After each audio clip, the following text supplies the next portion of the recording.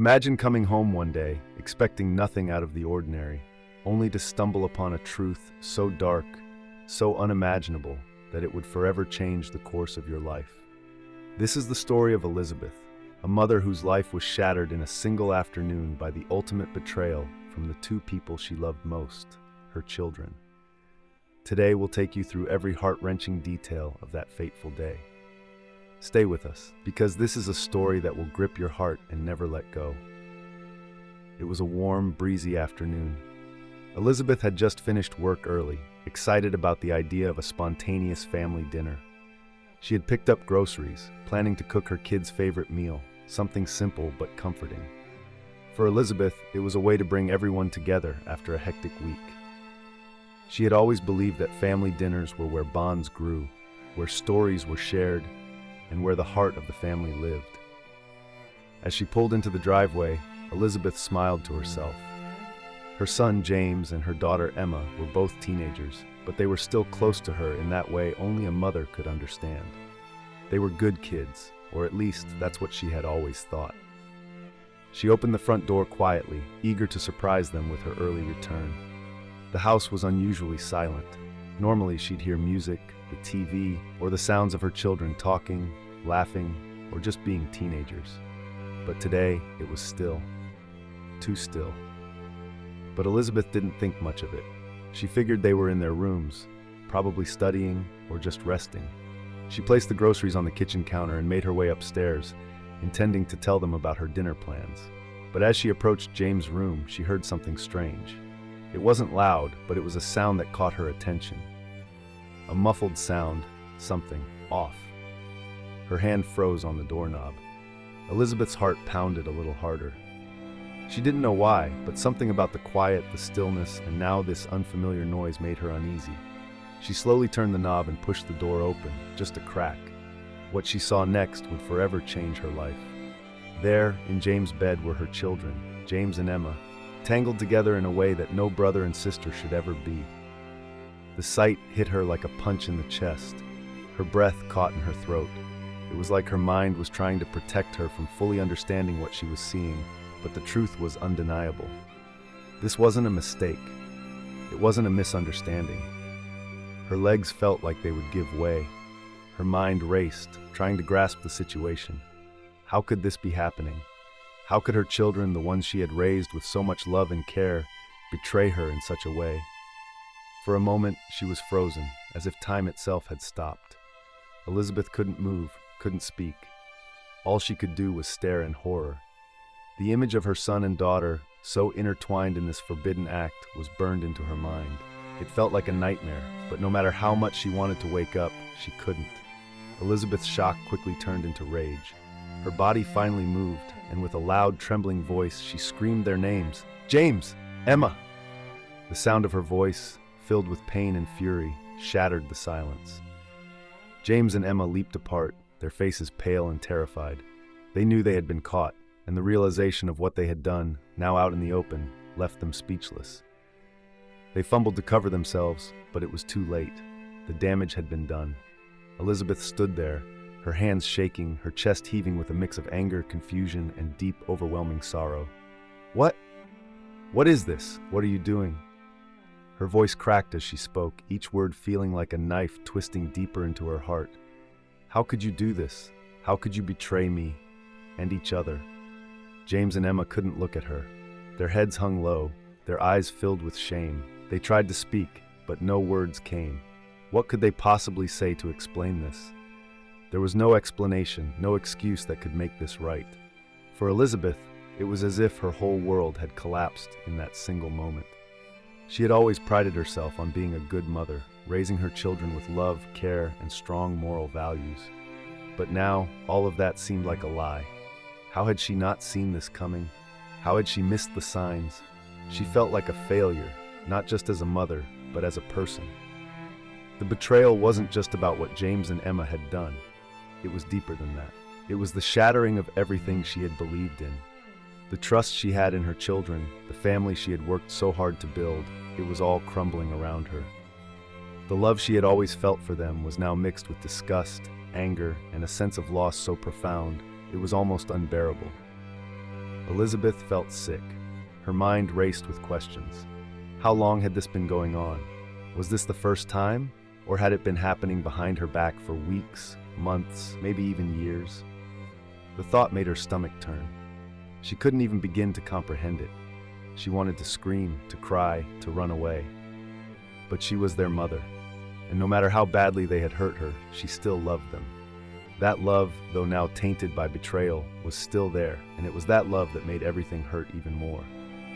With tears streaming down her face, Elizabeth demanded answers. How long has this been going on? Her voice was harsh, almost unrecognizable even to her. What made you think this was okay? James and Emma still couldn't look at her. James was the first to speak, his voice barely above a whisper. It just happened. We didn't mean for it to. Didn't mean for it to happen. Elizabeth cut him off, her voice rising with fury. You didn't mean for it to happen, but it did.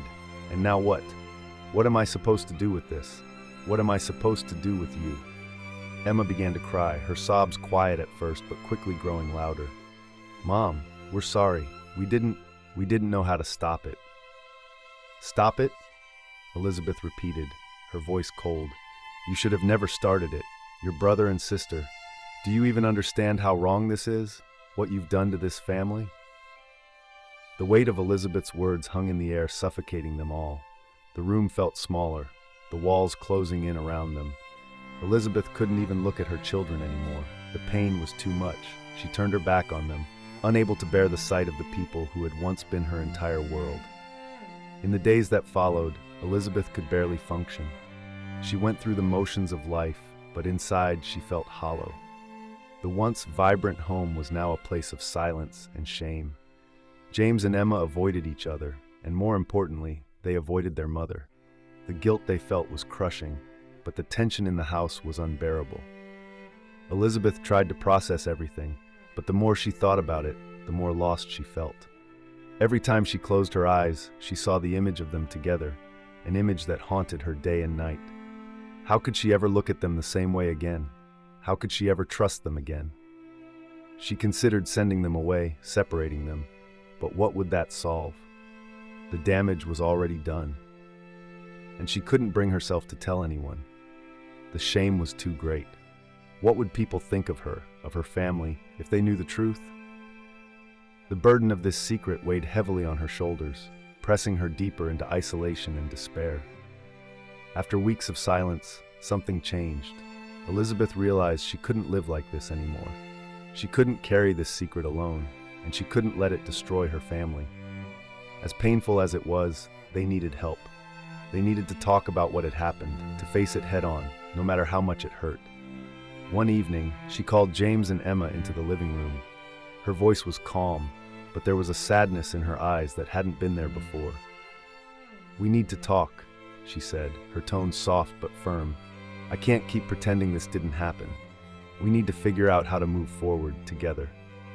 James and Emma sat down, their faces pale and full of dread. They knew this conversation was coming, but that didn't make it any easier. Elizabeth took a deep breath, trying to keep her emotions in check. I don't know how we're going to fix this. I don't know if we can fix this, but I do know that we can't keep going like this. I love you both, but what you did, it broke something inside me, and it broke something inside this family. James and Emma sat quietly, their eyes glued to the floor. The guilt weighed heavily on them, and they had no idea how to make it right. I've thought about sending you away, Elizabeth continued, her voice trembling with emotion. Separating you, but I can't just throw you out. I'm your mother, and despite everything, I love you.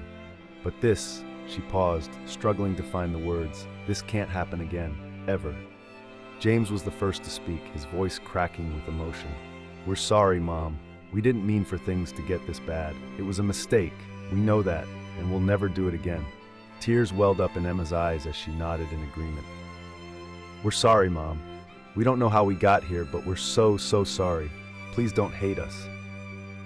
Elizabeth's heart ached hearing their apologies. As much as she wanted to believe them, the pain of their betrayal was still fresh. I don't hate you, she whispered, but I'm hurt. I'm angry, and I don't know how long it's going to take for me to heal from this. There was a long, heavy silence in the room as the weight of her words settled over them all.